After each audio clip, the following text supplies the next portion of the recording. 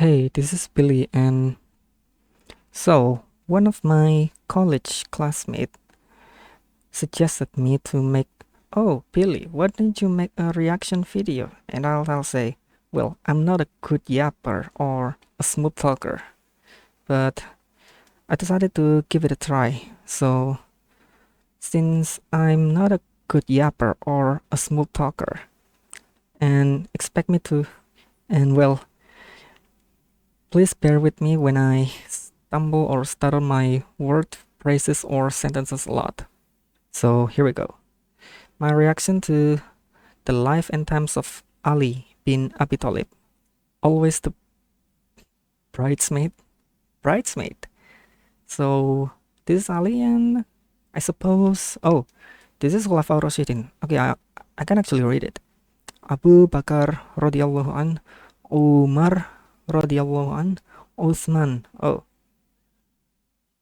okay, Uthman bin Affan, and the calligraph of.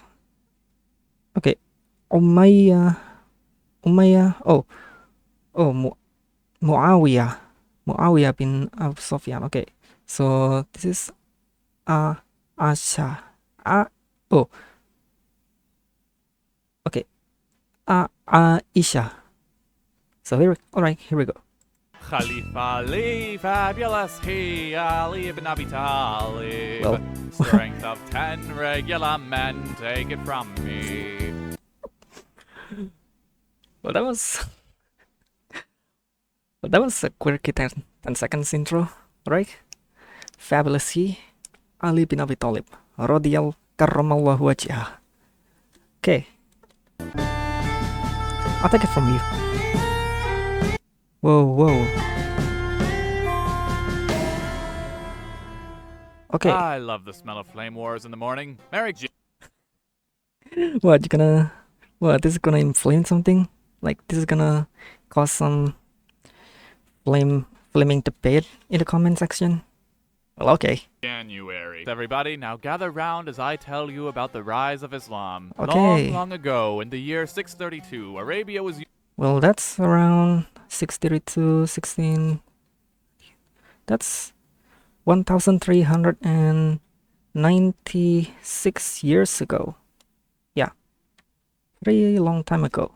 So why the flag is... Oh, okay. Unified, We don't have the everyone insignia was into this yet. hip new religion. And then their prophet died. Alright, no need for alarm, just follow standard Salic protocol, look to his The Salic protocol, so biological succession, alright? oldest son, none of them made it into adulthood. Right. Well, look for him. I mean, yeah, none of Muhammad's sons made it into adulthood. Well, because they all died in infancy, I believe. I think, yeah, if I still remember my Islamic cultural history back in elementary school and middle school. Yeah, none of them made it to at least teenage age. It's a bit tragic though. And you know what's even crazier?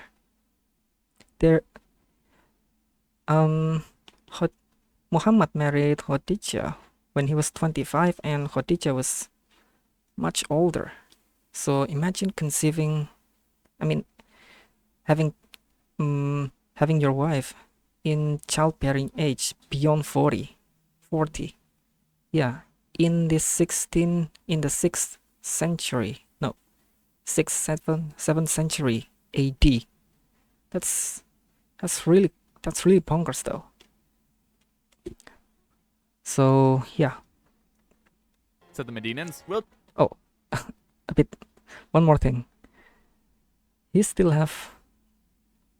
Muhammad still, if we follow Salic law, if it's like absolute primogeniture, well, why don't they go to Fatima and Ali's children?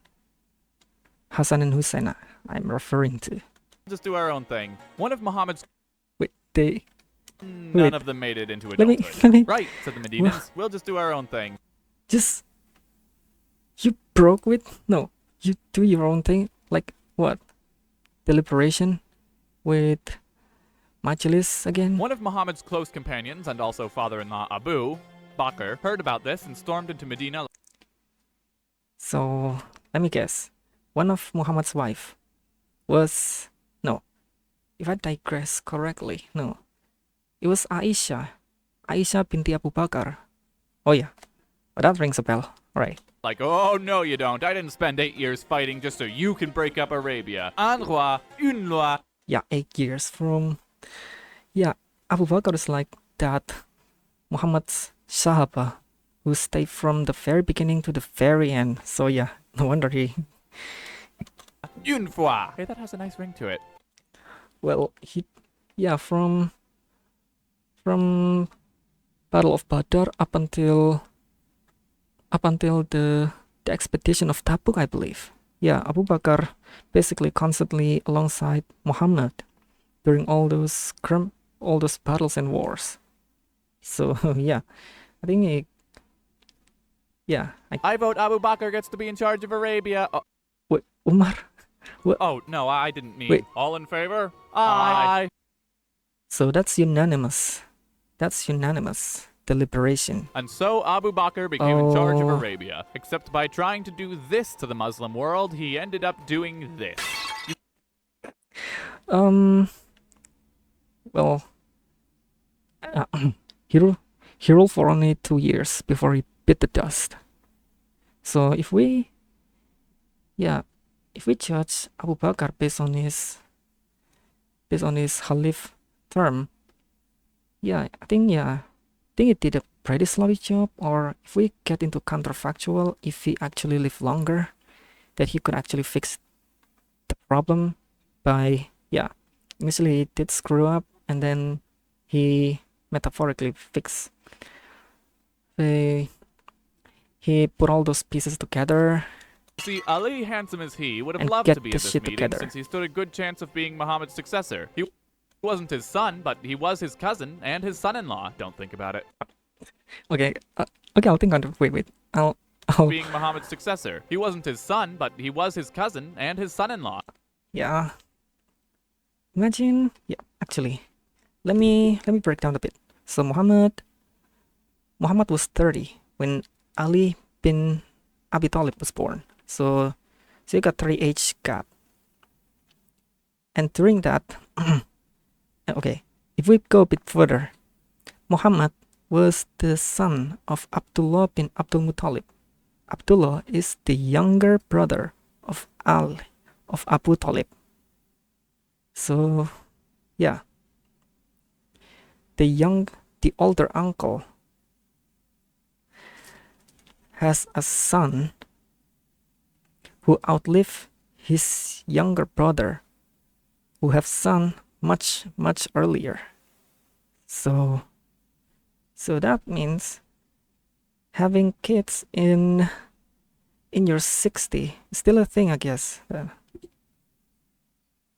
So how old was Fatima? I still can't remember when he married Ali. Ali, I believe Ali was 20 in his early 20s, and Fatima was, I think, is late teenage age, late teenage, early adulthood.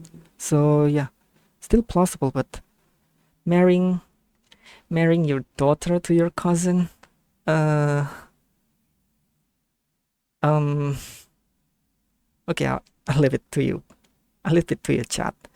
Don't think about it. Plus, he was the first Muslim man and had Most asabikunal awalun. Oh, okay. fought in just about every battle for. Whoa, Jack. Oh, Jack, you actually get the sword correct. I forgot the name, unfortunately, for Ali's iconic double tip sword. Islam. Not to mention Muhammad. Every battle with it. Don't think about it. Plus, he was the first Muslim man and had fought in just about every battle for Islam. Every battle for Islam. So, Battle of Badr, Uhud. Then we have, I believe it's Kondak, Battle of the Trenches. Yeah, the trench warfare. Basically, when the Quraysh, the tribe where Muhammad hailed from, besieged Medina. That's right after the Battle of Uhud. Then we have that's Battle of Hondak. Then Hunain. Now I forgot I forgot. Battle of Mut'ah, I think, yeah. Then we have the expedition of Tabuk. Then Fathul Makkah. The liberation of Makkah, no, the conquest of Makkah.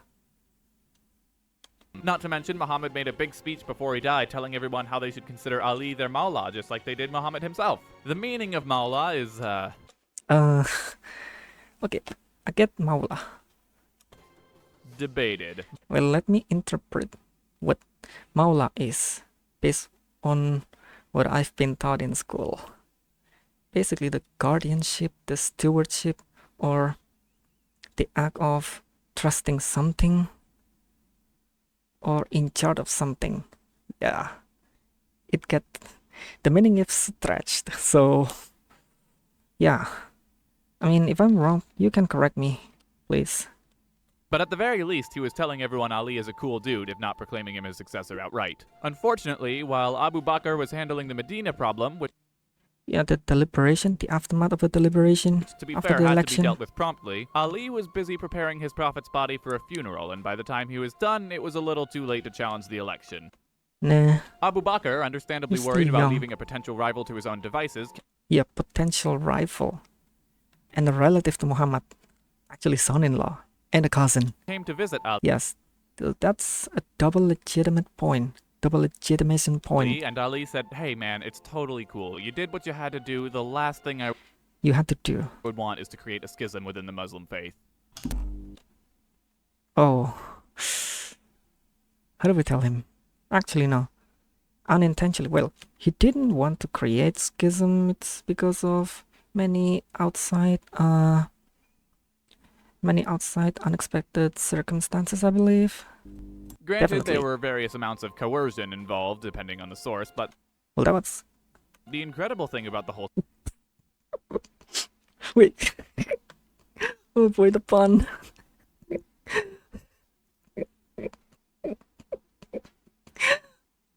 situation is that Abu Bakr let him go, and Ali didn't try anything devious to take power. He just kept compiling the Quran, which, like, who does that? Who does? Well, I believe there's a group of people led by Zaid bin Sabit. Sabit, yeah. So Ali supposed to be one of them, among them as well. Or no, I still have to recall. No, I have to relearn what I've been learned. I have to relearn everything in school again. Oh, well, Abu Bakr had a pretty quick reign, declared there was only Yeah. one correct version of Islam, and yeah, I call it like al-Sunnah wal Jama'ah. No, that's wait, yeah, that's Sunni basically. apostasy was Sunni equivalent to Islam. treason in order Is it? No. Oh, one version of it. So that's the schism. Ali foresought. Yeah, is it like al-Sunnah wal prevent Jama'ah? tribes from leaving the caliphate, which would never come back to bite the Middle East. And then he declared his successor would be some guy named Umar. Umar bin Khattab. Yeah, one of Muhammad's fiercest opposition during his early da'wah in Mecca.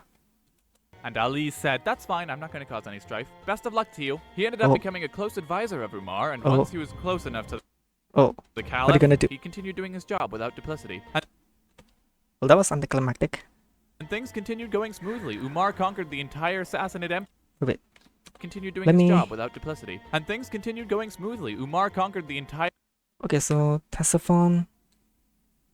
Yeah, let me get a little bit of context here, a bit picture.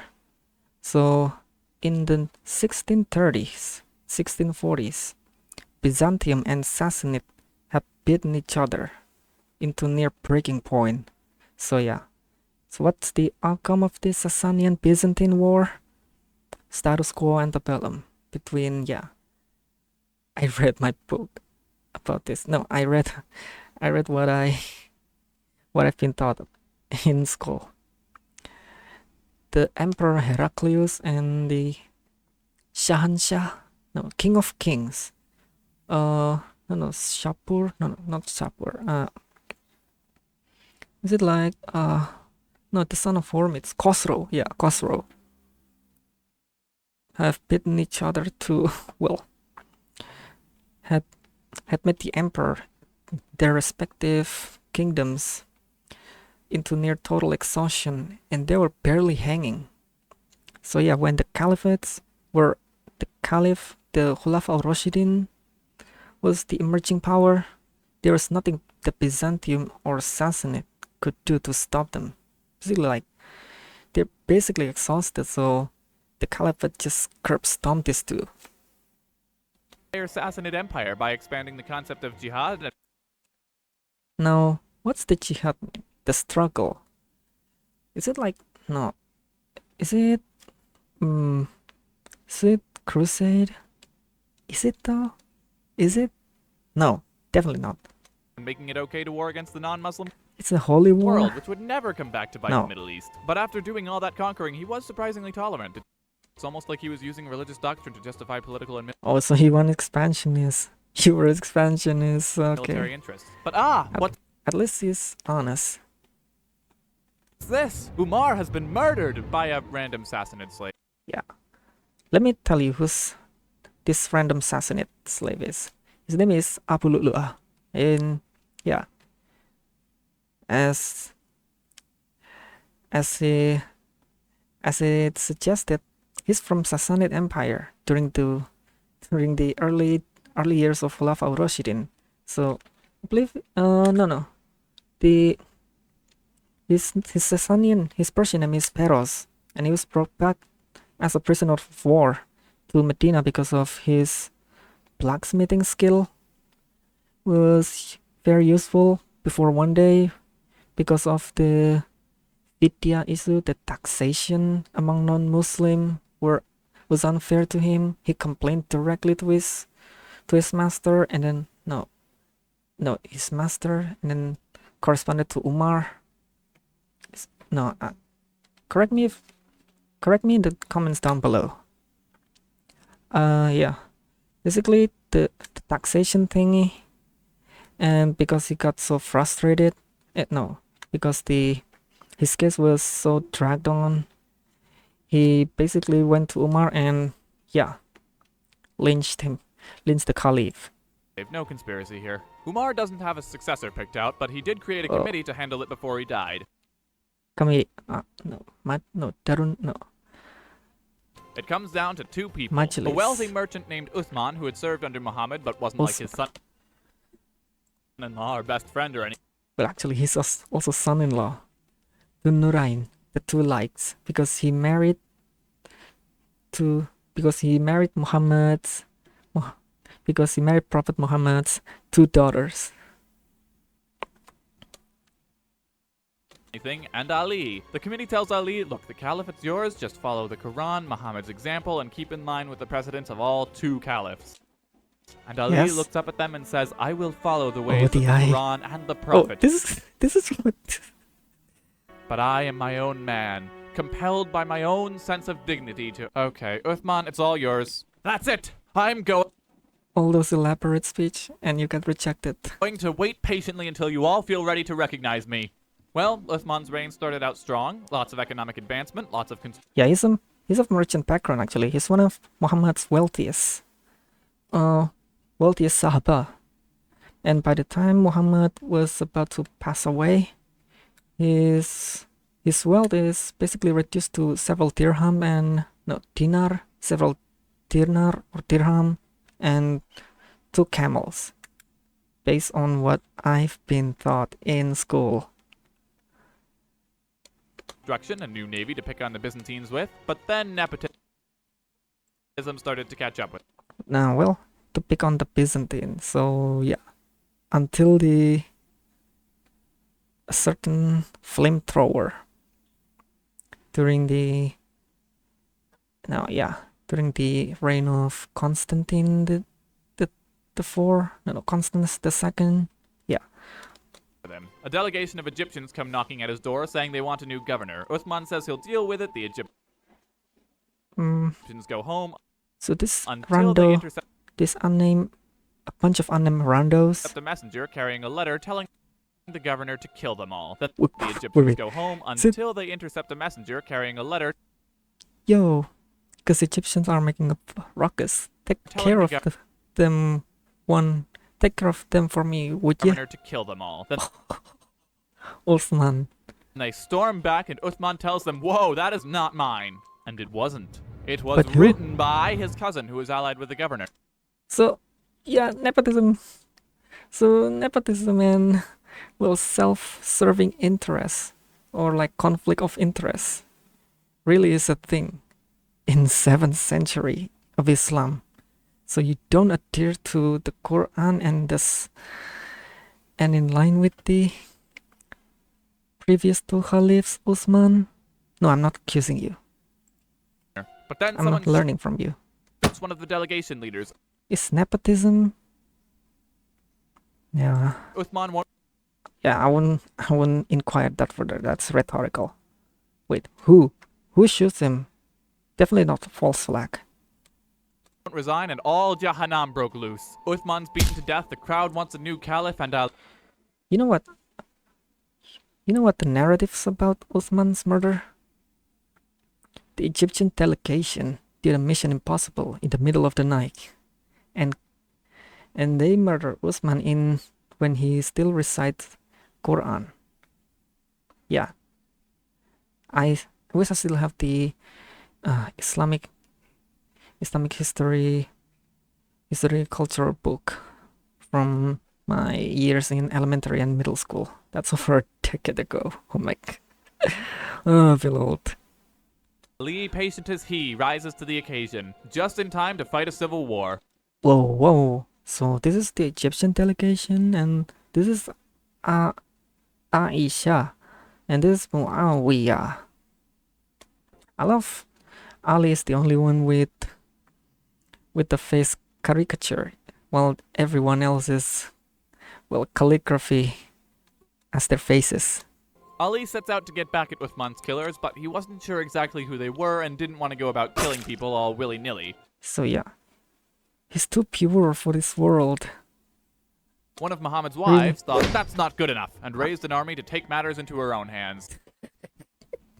Oh my god, the joke. Seeing someone else's army in his own territory, Ali brings his own army to meet with her, and when their forces Oh, wait. converge, they have a nice In Baghdad? chat No. and decide it's In Basra? the No, best not to go to war. But it's not all peaceful negotiations and anticlimaxes. The Egyptian delegation had infiltrated What? both their armies. Who? Okay, I won't spoil it. So, this delegation stalked on infiltrated both their army And started setting fire to each other's before the meeting. Oh, no, before Ali assembled his own army to face Aisha. camps until a battle broke out. So, this is the first fitna. Muhammad's wife was captured, but they talked it out, and she was given a pension to live in Medina and not cause any trouble. But I don't know.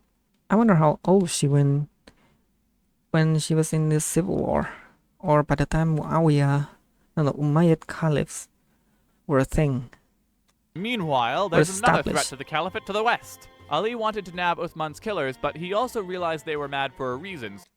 They were radical. So he tried to fire all the governors who were part of Uthman's family. Whoa. Oh, so Usman? Oh, wait. Okay, I just realized Muawiyah bin Abu Sufyan. Abu Sufyan herself was Muhammad's distant relative. Oh my god. Okay, I just realized that. So nepotism through and through. Oh Allah. The Umayyads. Except the Umayyads didn't feel like getting fired, so they rallied behind the Syrian governor Whoa, Muawiyah, rebellion. who had a Oh few boy, tricks up his rebellion. sleeve, namely having his army slowly encroach upon Ali's with the Quran attached to their spear. Oh my god. Only less than 3 years, and is this what Muhammad would have wanted? Is this what Muhammad sallallahu alaihi wasallam would have wanted? Is this what the previous 3 caliphs would have stooped so low? I don't think even the 3 caliphs. I don't think even the 3 previous Khalifas would stoop so low as what Muawiyah and his army would have done. So they wouldn't get attacked. So reclaiming the West turned out to be a bust, but